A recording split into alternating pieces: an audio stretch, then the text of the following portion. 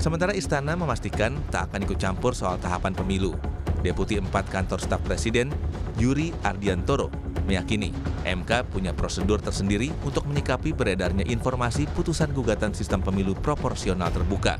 Pada dasarnya pemerintah tidak akan masuk campur tangan di dalam pengaturan pelaksanaan pemilu, termasuk di dalam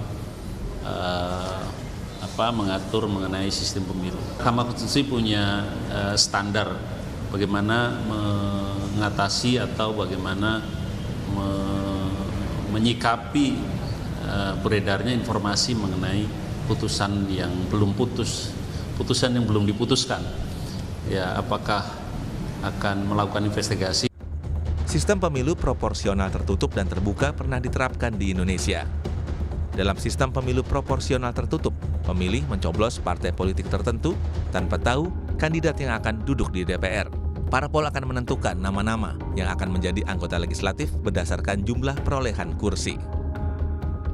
Sedangkan di sistem memilih langsung calon anggota legislatif, dalam sistem ini, caleg yang memperoleh suara terbanyak akan jadi anggota legislatif.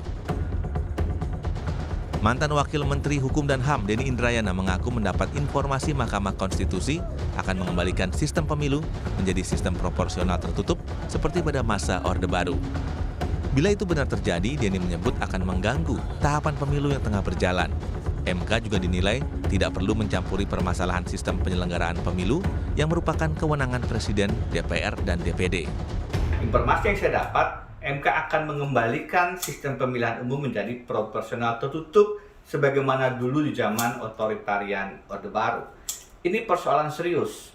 Pertama, MK harusnya tidak masuk ke dalam sistem pemilu. Kedua, karena sekarang proses pemilu sudah berjalan, sudah ada daftar calon sementara, maka putusan di tengah jalan semacam ini akan mengganggu proses pemilihan umum legislatif. Akan terjadi kekacauan, chaos yang mengganggu persiapan pelaksanaan pemilu. Uji materi Undang-Undang Nomor 7 Tahun 2017 tentang pemilu terkait sistem proporsional terbuka diajukan ke Mahkamah Konstitusi. Jika dikabulkan MK, sistem pemilu pada 2024 nanti akan berubah menjadi sistem proporsional tertutup. Tim Liputan, Kompas TV.